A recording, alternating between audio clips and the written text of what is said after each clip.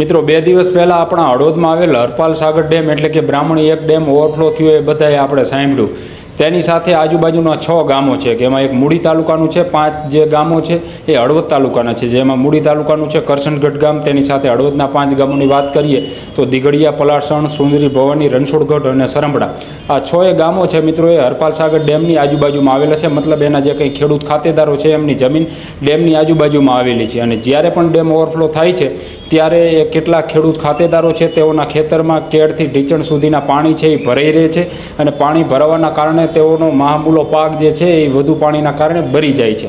આ ખેડૂતો પાછલા ઘણા સમયથી રજૂઆતો કરે છે, પરંતુ ખેડૂતોની રજૂઆતો ધ્યાને લેવામાં આવતી નથી। કરશનગઢના જે કંઈ ખેડૂતો છે મિત્રો એમની સાથે વાત કરી છે, શું કહે છે તમને સંભળાવી। તેની સાથે ખેડૂતો એ પણ કહી રહ્યા છે કે ડેમનું લેવલ અત્યારે 27 ફૂટનું છે, તો જો ડેમનું લેવલ ઘટાડવામાં આવે તો ખેડૂતોને આ સમસ્યામાંથી મુક્તિ મળે, અથવા તો જે બંને બાજુ ઓગાન છે, કારણ કે બ્રાહ્મણી 1 ડેમ એટલે કે હરપાલ સાગર આપણો ડેમ છે મિત્રો, તેને દરવાજા નથી, 27 ફૂટની સપાટીએ ડેમ પહોંચે એટલે બંને બાજુ ઓગાન છે એટલે ત્યાંથી પાણી વહી જતું હોય છે। એટલે ખાસ ખેડૂતો એ પણ કહી રહ્યા છે કે ઓગાન જે છે તો એ ઊંચું છે, એને જો થોડું નીચું કરવામાં આવે તો પણ આ સમસ્યાનો હલ થઈ શકે તેમ છે।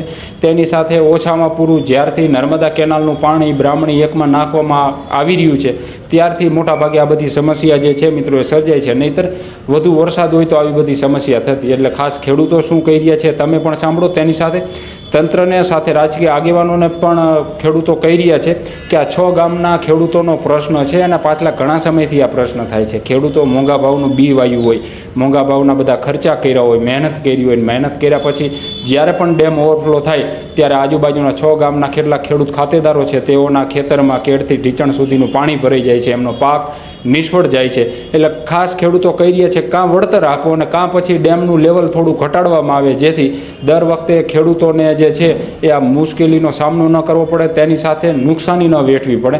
શું કહે છે ખેડૂતો મિત્રો એ તમે પણ સાંભળો।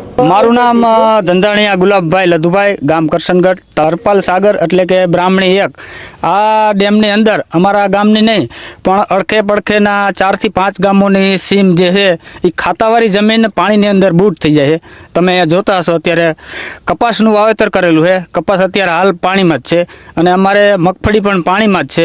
એટલે અમારે સરકારશ્રીને બીજું તો કાંઈ ખાસ નથી જણાવવું, પણ અમારા ડેમની જે સપાટી 2.5 થી 3 ફૂટ સપાટી જો નીચી કરવામાં આવે તો કોઈ ખેડૂતને કંઈ સમસ્યા રહેતી નથી। કરશનગઢ આ છેલ્લું બોર્ડરનું ગામ છે, અહીંથી હળવદ તાલુકો લાગે એટલે કે મોરબી જિલ્લો લાગે, મોરબી જિલ્લાનું ડેમ આવે છે આ। એટલે અમે રજૂઆત કરી છે બધા ખેડૂતો મોરબી જિલ્લાના કલેક્ટરને અથવા મામલતદાર સાહેબને કે જેથી આ ખેડૂતને બધાને નુકસાન આવે છે। અહીંથી લગભગ અંદાજિત અમારા જ ગામની સીમ ગણી તો 100-150 વીઘા જેવી ડૂબમાં જાય છે। જેથી ઓવરફ્લો થાય તેથી આટલા ખેડૂતને હાવ નવરા કરી નાખે, આમાં કાંઈ લેવાનું રહેતું નથી ખેડૂતને।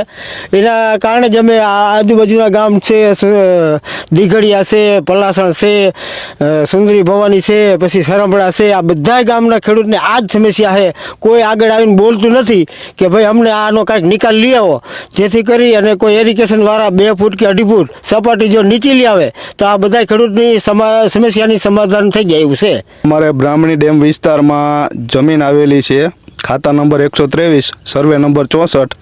દર વર્ષે અહીંયા કણે ડેમ ભરાય એટલે અમારી ઓછામાં ઓછી 15 વીઘા જમીન બૂડમાં આવી જાય છે। એટલે એના માટે અત્યારે હાલમાં કપાસમાં લગભગ તો 50% કપાસ તો હાવ એટલે હાવ નિષ્ફળ જાય એવી પરિસ્થિતિ ઊભી થઈ છે। તો સરકારને નમ્ર વિનંતી એરિગેશનની કંઈક જે સપાટી નીચી લેવાનું કંઈક કાર્યવાહી કરે અથવા તો અમને યોગ્ય વળતર આપે। મારી વાડીની અંદર 2 થી 2.5 ફૂટ પાણી ચડી જાય છે। ખાતેદાર જમીન કરશનગઢની લગભગ અંદાજે 12 થી 15 ખેડૂતની વાડીઓની અંદર પાણી 2 થી 2.5 ફૂટ આવી જવાથી ખૂબ મોટું નુકસાન થાય છે।